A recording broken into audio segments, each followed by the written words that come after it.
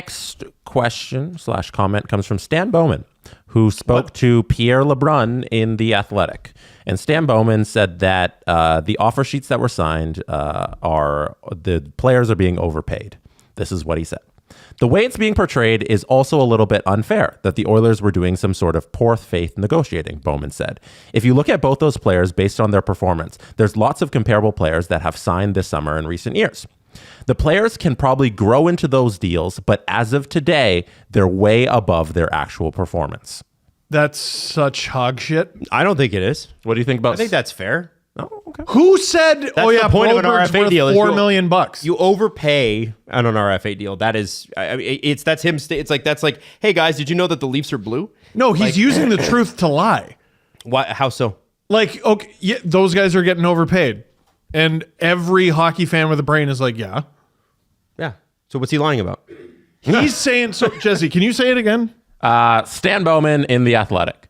Where was it? The players. Do you want me to read the whole thing or the last part? Just the part that you read. The players. The first part. Sorry. No, the first part too. The way it's being portrayed is also a little bit unfair. That the Oilers were doing some sort of poor faith negotiating, Bowman said. If you look at both those players based on their performance, there's lots of comparable players that have signed this summer and recent years. Maybe the players can probably grow into those deals, but as of today, they're way above their actual performance. He's talking about the Dylan Holloway quote. Remember I read it to you last week where Dylan Holloway was like, we got the offer and then we just didn't hear from them and it was really weird. Dylan Holloway said that. We talked about it on the show last week. And so I think that's Bowman, because I don't think Broberg's involved in that particular. I think he's saying, oh no, that's not what happened here. And that was the big quote in Edmonton last week, was the Holloway, obviously outside of the Leon Draisaitl news, clearly. but yeah. When you're talking about that deal, I think it was, I forget who had the interview, but Dylan Holloway specifically said, we told them we had this offer and we weren't sure if we were going to sign it and nothing kind of happened. So we signed it. And so at no point does that sound to me like bad faith negotiating. It just sounds like an organization being smart and going, yeah, I dare you, sign it. Yeah, and they did. Just to read a little bit of around the quote where Pierre's writing, he writes, speaking of narratives, Bowman disagrees with the notion that the Oilers lowballed Broberg and Holloway in the contract talks. Where is this notion? Who said this notion? I think that's what Adam's talking about. There's a narrative in Edmonton that Edmonton didn't offer enough initially to keep Holloway and Broberg. Yeah, that's they lowballed them in the negotiations. That's why they accepted the offer sheets. I don't think that's the accusation at all. No, you're not buying that was the narrative. Okay. No, I think he's making it up. Like, I don't think that was the narrative. I would agree with you there that is probably not the narrative. I mean, although if you ask Broberg and Holloway, the reason they haven't signed is they thought the offers were too low. Yeah, and I don't think LeBrun picked that up out of nowhere. Like, he asked the question, like, hey, we're talking about the narratives that Edmonton didn't do enough to sign these guys, and that's why they had to accept the offer sheet. What do you think of that, Stan Bowman? Like, that's a part, like, LeBron's not making that up, that there's some sort of theory out there that they didn't sign them. But it's true that they obviously didn't get them signed because they didn't offer them enough. Else they would have signed. I think this is him, listen, the Oilers were left in a bad position. It's not necessarily Stan Bowman's fault. He just got here. But they were in a bad position. And the St. Louis Blues took advantage of that. And now he's like, yeah, but they're overpaid.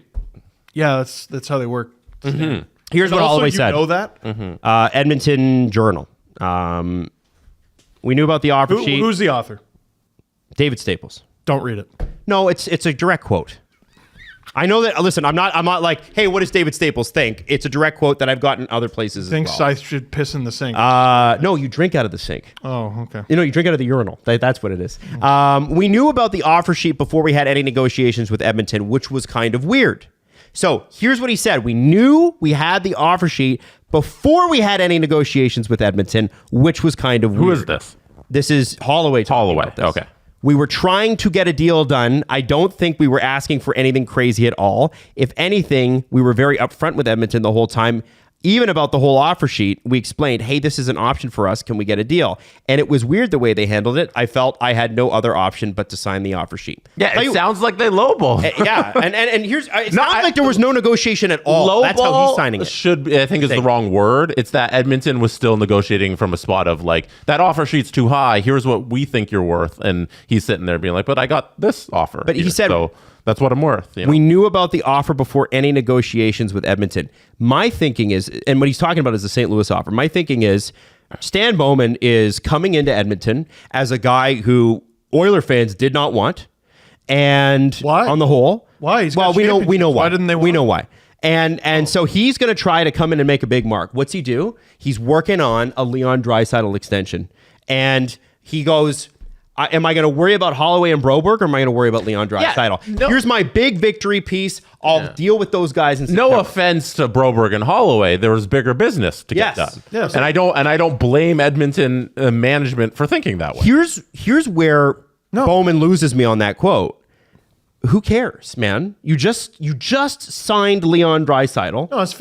He was asked a question. I guess when you just say He that's their prerogative. And he didn't volunteer the information. He was asked a question. I guess, yeah, and I think all he would have needed to say is, well, that was their prerogative and it's their contractual right, and we're thrilled about the team that we have. It feels like he's making this into something it's not. That's what I'm saying, is that he took it personally that this quote was out there, and I think, or he's trying to correct the narrative on that. And if I'm advising Bowman on PR, I'd be like, dude, don't even, just say, we wish them the best of luck. They were great Oilers, and I hope they have fun in St. Louis. Anyway, Leon Draisaitl is going to be here for the next decade.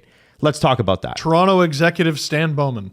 So anyway, in this article, just because we just talked about it, he does acknowledge that the Draisaitl contract was looming over everything. He says, right, exactly. There's no question about it. Bowman said, as far as the Draisaitl negotiations looming large in the bigger picture. That's the reality, and that was a priority for us. He had his list of priorities. So this is my checklist to get things done. And he didn't get to Broberg and Holloway because he wanted to do Draisaitl first. And in that time, when he's doing the Draisaitl, St. Louis swoops in. So I don't know why he's complicating this thing that seems so simple. Yeah.